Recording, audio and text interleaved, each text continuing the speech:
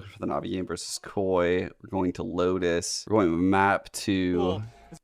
Sheesh. Why are we checking out this game? 1, we've got Lotus. Koi picked it. 2, we get a Gekko game. Yeah, we got Xiao playing the Gekko right here. I don't think this is the best way to go about it, where you're pairing it with a Sky. I really want to see like what Xiao is doing on this Gekko role. I wanted to like look into the VOD to see like, hey, what happened? Why did the Gekko comp not win? Let's take a look at it. All right, let's see if we can see this molly. Here it is again. Yeah, okay. So it's actually getting out behind rubble. You can see it's going to go like right over into the area behind rubble right here. And the bird is going to get people that come out early. They also have this paranoia. You can see the Omen's holding it right here. You could just send it through this wall. If you instant challenge, you're going to eat this Sky Flash right here. You're also going to eat an Omen Flash. You're going to get pushed back. And you're going to be in Mosh, like if you TP out into rubble. Not a lot of good solutions, as you can see. Because the Viper wall so frequently, it's not down this time on the attack, but there you see it blocks. So the molly gets all behind rubble, allows him to TP up. Now he's getting the one way out. Wow, he's trying to look bigger than he is too. Look at him. And now Gekko is rotating. So Gekko is going straight to this waterfall area and looking into the wall, which leads me to believe he's about to throw his flash straight up in the air, because when you throw your flash straight up in the air, it comes straight back down. And if you do it in safe places like this, well, your flash is going to get info on people in this zone like this. It's going to get people back here. And it all takes time. I think that's the main point of this. We're seeing. So he gets some info. He scoops it back up. Double molly. He sends wingman out. The second the B hit comes in, he's not like sitting on his wingman. He's just like util dumping. The C hit comes in. You can see like right away, he's like wingmanning off the wall. He's fighting back. His flash is probably recharging and he should get it in a couple seconds. And then his teammate is like counter smoking off. They're like stall mollying shit like on the C site. Oh wow, that's pretty crazy. Gekko challenging Mound. He has ult this round too. So the dry challenge Mound. So they're not, while you might see everywhere, and this is something I've had to learn the hard way in my games just by playing Gekko. It might be preached to you that, you know, like, hey, Gekko's kit, how is it used best? Well, you want to get the maximum amount of uses out of this flash, the maximum amount of usage out of this wingman. And that's just not how the game actually plays out. That might be good in theory. That might be fantastic. Like, yeah, theoretically having 10 flashes in a round is sick. But what are you giving up every time you do that? Well, every time you flash, the other team knows, well, you're going to be collecting that flash where you threw it. So if you throw it straight up in the air here, come straight down, not only do we know where you are, we also know where you're going to be for around the next, like, I don't know, like 10 seconds. We know you can't flash for the next X amount of seconds. So it's actually worse in some scenarios to just, you know, throw it around the map like willy-nilly. Like, you have to have plans. I can definitely see Gekko having a really high skill ceiling in team play. You have to really think about this shit. Even though you get it back in 10 seconds, you're telling the other team something every time you use that ability. Start of the round, triple C push, full passive setup on A. Nothing is on B. Literally no one. 0 people here. 0 info. Nothing. That's actually insane. Watch how this changes as the round progresses and how dynamic Navi is throughout this round. They're like birding out long for info. Full passive setup. So the killjoy setup alone should let you know, like, hey, their goals here are to not allow attackers to push through this way, to make sure that if attackers came into A, we know because we have a turret that can hold both directions. And then we're also pushing through C.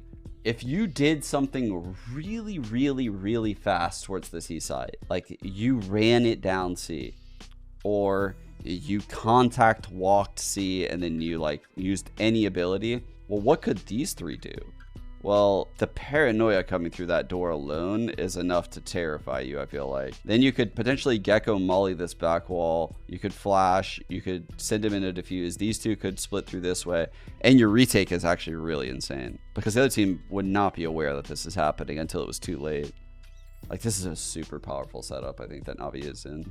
The double ways to shut off your movement. So... Absolutely huge. once Sky birds, these two immediately peel off. They go back into B. The Omen peels off of C. Refreshes the smoke for these two.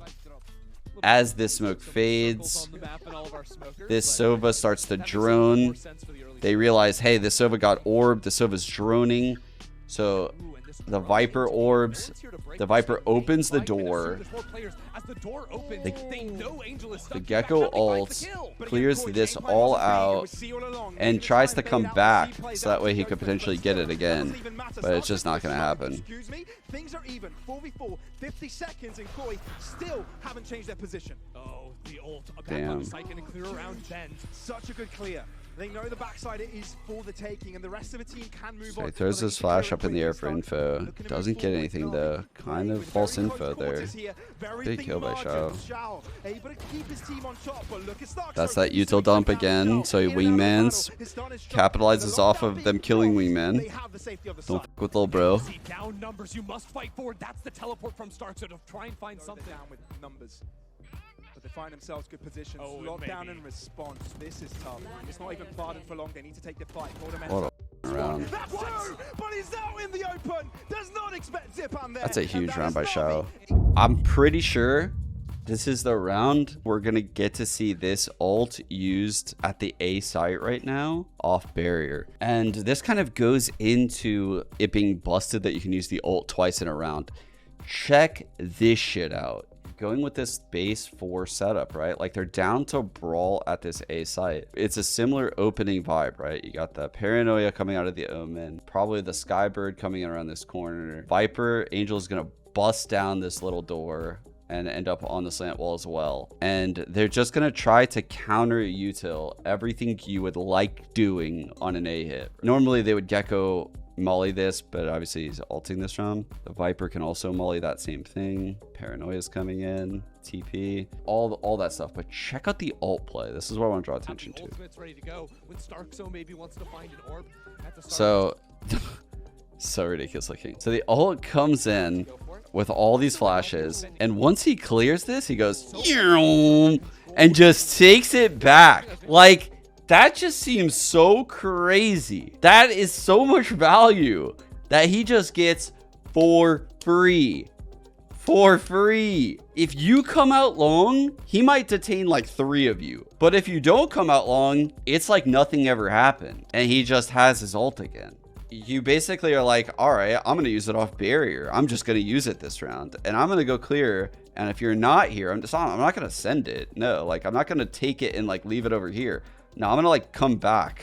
I'm gonna actually come back. I'm just gonna pick it up again. It's like a boomerang Skydog. It's so smart.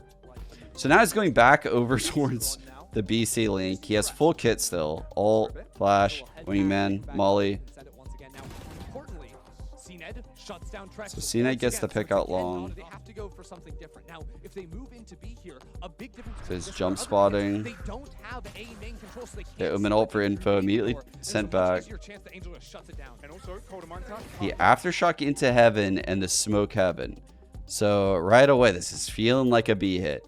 This could get really sketchy for Koi because you have the Viper wall here and this ult is back in this guy's pocket. So like, theoretically, we could do something like Angel has 2 mollies.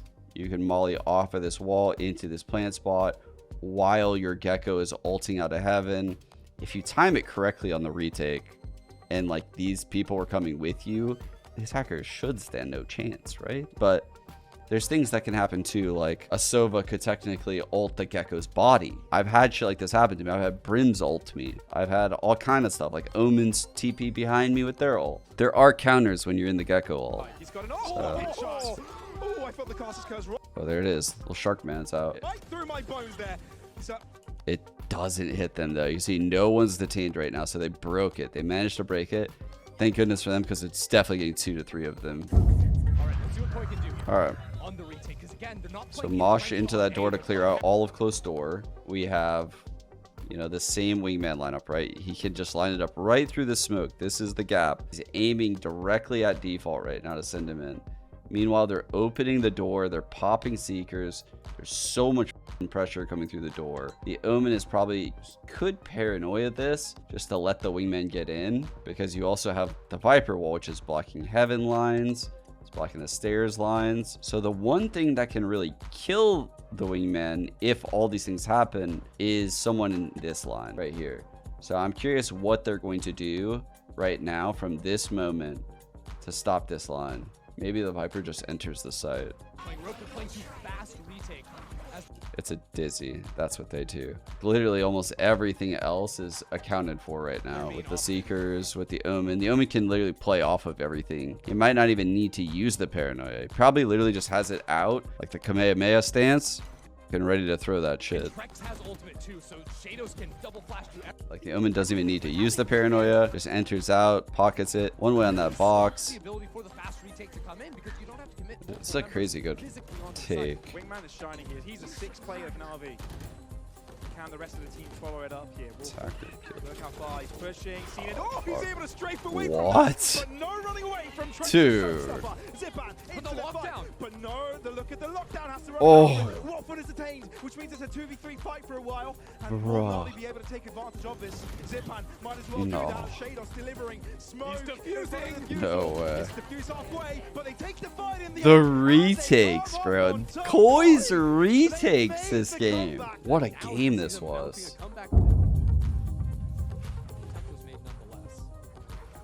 Alright. So he sends wingman into plant and ults. Oh my god. Oh. Yo, they didn't have a heaven smoke. No, they lost because they didn't have a heaven smoke. Where is Angel's Viper wall? Why did he not Viper wall this round? I complimented it earlier. That's why I'm looking for it. I'm looking for it because I literally complimented the exact piece of utility that's missing right now, because it's 12 to 11 and Angel hasn't used it. Why has he not used it? I think it's because they were planning on going B and they decided not to. If I had to guess, I think the original play here was to not break this door and then to go through it to B, and then the Viper was going to wall some weird shit like this, maybe. I mean, I can't believe they just lost this game because Heaven wasn't smoked on this round. With a double controller comp, with actually seen it having a smoke still. This is the only thing that needs to be smoked right now, and there's a wall and a smoke. And they just gun wingman down. Look at this. Look at him, bro. There's just nothing there. Wingman got shot. That's actually really big. Now they no have to fight way. Angel falls. And with the aftershock, you can't quite get to it. And when you're out into the open, you're in the mercy. This is cursed, actually. They have the goaded strat, and they just threw it. Shut it down to Shorty with a Shorty! And he gets it. Kodamenta, being alive, uses Hunted Fury, and they've done so much. Navi on a difficult spot. One player remaining. Zipan cannot do it. And we're going to OT. Second map. Truthfully, what's happening probably is it's the last round of the game. There's comms all over the place. He has to call a strat, and he probably just forgot to do it. He probably was talking a lot and telling other people what he wanted them to do, and he forgot what he was supposed to do. I know that sounds crazy, but it happens.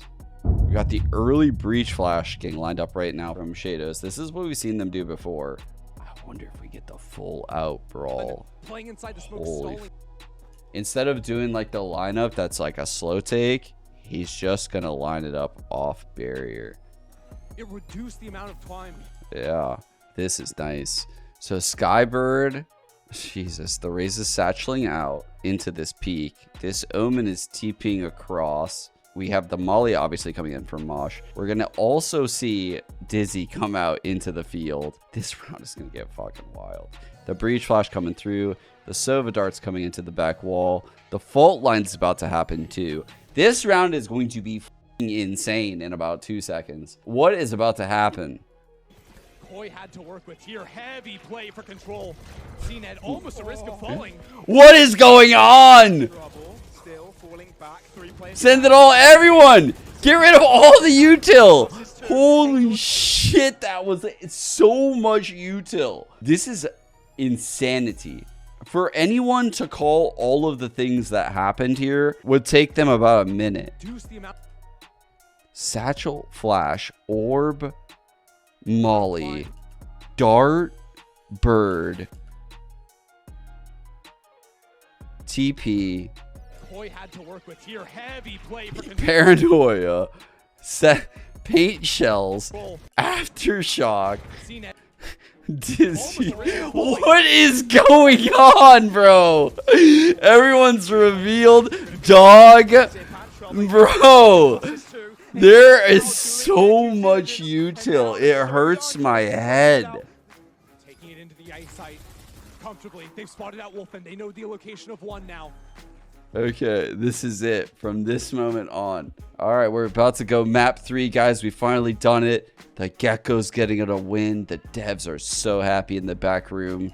This is it, guys. Gekko stonks up, up, up. Everyone's buying. Things are going so good. Nice. Navi securing the post plant. They're just going to go to long now.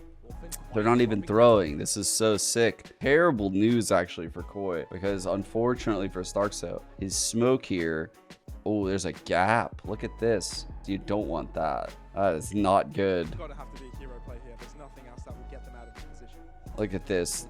Nanoswarm on the spike. Got the turret. Oh, man. Guys, don't even peek the gap, okay? Like, Chow, I'll hold the gap, all right? I'm holding the gap. No one can cross. All right, I'll turret it, too, just in case. Like, no worries, man. I got this. Shit smoke. They could do something weird. Don't worry, we got this. I'll also pick up the door. I got this close range fight. You can play contact off of me. You can swing off of me. So many layers. There's just so many. No. No. Wait. No. It's okay, though. It's okay, though. Don't worry about it. Everything is okay. The blind gets Wolfen. The paranoia comes through. Oh, it's all good. We got a shorty holding close range to the door. Like, we've thought about it all. We've dotted our I's. We've crossed our T's. We've even got the shorty in OT. Like, we've thought this whole thing through. Wait, he did what? Gets one, but it's not going to be good enough. They need more than that. Starkso with another one. Maybe there's a chance. He runs out of time. TP's close to them. No. No way does he act. Dude, there was so many things that shouldn't have happened right there that happened. Like, it's actually the craziest thing that Starkso makes that play. Because what kind of psychopath would TP out into the field of long A in this post plant and actually win? Like, bro, how?